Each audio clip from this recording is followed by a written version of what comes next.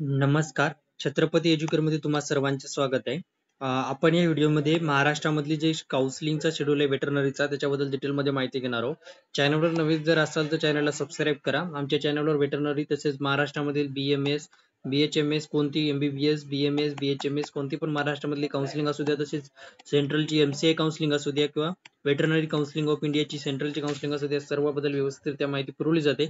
त्यामुळे चॅनलवर नवीन असाल तर तुम्हाला हेल्प होईल, त्यामुळे सबस्क्राईब करून घ्या. तर सर्वात महत्त्वाचं तर बघूया, आता सुरू करूया व्हिडिओ बद्दल थोडक्यात माहिती.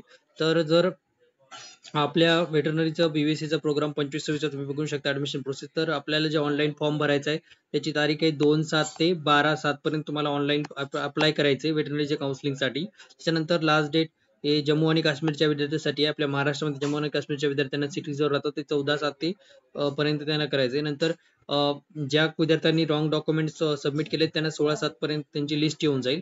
त्याच्यानंतर अपलोडिंग जे काही डॉक्युमेंट तुम्हाला चुकीचे अपलोड केले ते तुम्हाला रिअप्लाय करायचे व्यवस्थितरित्या. पहिली प्रोव्हिजनल लिस्ट येणार 23/7 ला. नंतर जर तुम्हाला त्या प्रोव्हिजनल लिस्ट मध्ये तुमचं जर काही चुकीचं वाटलं, मार्क कॅटेगरी वगैरे काही चुकीचं वाटलं, त्याच्याबद्दल तुम्हाला ग्रीव्हन्स द्यायचं 25/7 पर्यंत.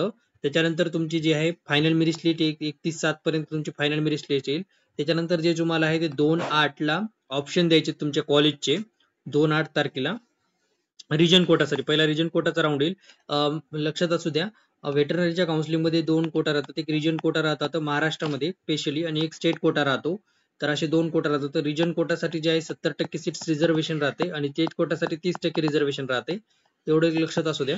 त्यानंतर रिजन कोटाचा पहिला राऊंड येईल.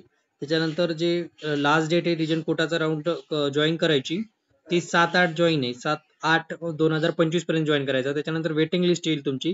जे काही फर्स्ट राऊंड साठी वेटिंग लिस्ट राहतील ते 8/8/2025 पर्यंत वेटिंग लिस्ट येईल. नंतर last date of reporting of allotted waiting लिस्टचे जे कॅन्डिडेट आहेत त्यांना 12/8/2025 पर्यंत अलाउट करायचं त्या कॉलेजला. आणि लास्ट डेट कशी आहे, तुमचं कास्ट व्हॅलिडिटी सर्टिफिकेट 13/8/2025 पर्यंत तुम्हाला सबमिट करायचंय. आता दुसऱ्या राऊंड साठी तुम्हाला जे काही सेकंड कोटासाठी ऍडमिशन 14/8/2025 साठी ऑप्शन फॉर्म भरायचा आहे. त्याच्यानंतर डिस्प्ले ऑफ सेकंड राऊंडची रिजन कोटाची लिस्ट येईल 15/8/2025 ला येऊन जाईल. नंतर त्या कॉलेजचे सेकंड राऊंडचे जे जॉईनिंग आहे ते 19/8/2025 पर्यंत तुम्हाला जॉईनिंग करायची आहे. त्याच्यानंतर filling form first round of state कोटासाठी जे आहे तुम्हाला 20/8/2025 पर्यंत ऑप्शन फॉर्म भरायचा आहे. रजिस्ट्रेशन एकदाच आहे, त्याच्यामुळे रजिस्ट्रेशन आताच करून घ्या. रजिस्ट्रेशन एकदाच आहे त्याच्यावर लक्ष असू द्या. रजिस्ट्रेशन एकदाच आहे त्यामुळे रजिस्ट्रेशन एकदाच करून घ्या. त्यानंतर तुम्हाला स्टेट कोटासाठी फॉर्म भरायचा आहे 20/8/2025 पर्यंत. नंतर 20/8/2025 ला डिस्प्ले म्हणजे सॉरी ऑप्शन फी, आणि 22 ला तुमची जी आहे पहिल्या राऊंडची स्टेट कोटाची लिस्ट येईल. स्टेट कोटाची पहिली लिस्ट येईल 22 तारखेला.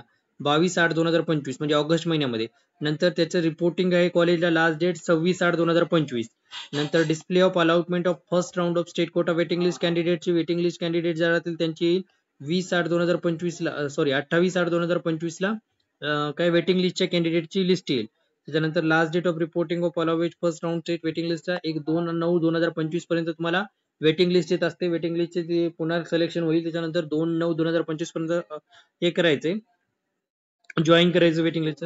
नंतर सेकंड राऊंड स्टेट कोटाचा त्याची कधी आहे 3/9/2025 म्हणजे 3 सप्टेंबर रोजी येईल. 3 सप्टेंबरच्या नंतर तुम्हाला ऑप्शन भरायचे आहेत कॉलेजचे 3/9/2025 ला. आणि नंतर display of second round of allotment for state quota म्हणजे सेकंड राऊंडची जी अलॉटमेंट होईल ती होईल 4/9/2025. त्याच्यानंतर last date of reporting allotted college जी आहे सेकंड राऊंडची 8/9/2025 पर्यंत तुम्हाला त्या राऊंड कॉलेजला जॉईन करायचे. सप्टेंबर महिन्यात प्रोसेस होणार सेकंड राऊंडची. त्याच्यानंतर filling of option for third round combined, आणि जे थर्ड राऊंड होत असतो तो कंबाईन होत असतो रिजन कोटासाठी आणि स्टेट कोटासाठी. म्हणजे जेवढ्या काही स्टेट कोटाच्या सीट उरल्या आहेत किंवा रिजन कोटाच्या सीट उरल्या आहेत त्या थर्ड राऊंड मध्ये कंबाईन होतात. त्याचा डिस्प्ले किती त्याचे जे आहे त्याच्यासाठी ऑप्शन फिलिंग फॉर्म आहे 10/9/2025. आणि थर्ड राऊंडची अलॉटमेंट लगेच दुसऱ्याच दिवशी येईल 11/9/2025.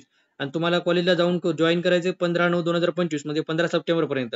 आणि जे display of allotment of list of third waiting list candidate त्याची वेटिंग लिस्ट पण येईल 16/9/2025 म्हणजे 16/9/2025. Last date of reporting at allotted college in third round waiting list candidate 19/9 म्हणजे 19/9/2025. आणि कमिटमेंट ऑफ क्लासेस 22/9/2025 म्हणजे 22 सप्टेंबर 2025 ला तुमची पूर्ण काउन्सिलिंग वेटरनरीचे खतम पूर्णपणे संपणार आहे. तर हे थोडक्यात झालं वेटरनरीच्या काउन्सिलिंग बद्दल. तर सर्वात महत्वाचं व्हेटरनरीचा जो कट ऑफ आहे का, सर्वात महत्वाचं व्हेटरनरीचा कट ऑफ लय व्हॅरी करतो, खूप जास्त व्हॅरी करतो. त्यामुळे जे आहे का नाही, तुम्ही शेवटपर्यंत काउन्सिलिंग करणं खूप गरजेचं आहे. शेवटपर्यंत काउन्सिलिंग जर केली तरच तुमचं कॉलेजमध्ये तुम्हाला चांगलं कॉलेज भेटून जाईल आणि व्यवस्थितरित्या पण तुम्हाला कॉलेज भेटून जाते. त्यामुळे शेवटपर्यंत काउन्सिलिंग मध्ये पार्टिसिपेट राहा.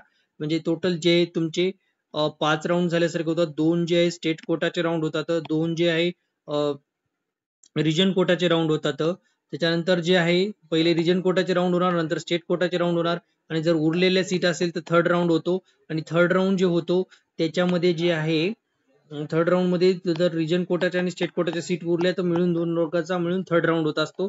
याच्यामुळं काउन्सिलिंग प्रोसेसमध्ये पूर्णपणे पार्टिसिपेट करणं खूप गरजेचं आहे. आणि कट ऑफ खूप व्हेरिएबली करतो आणि स्टेट कोटा आणि रिजन कोटाचा कट ऑफ खूप अलग अलग राहतो.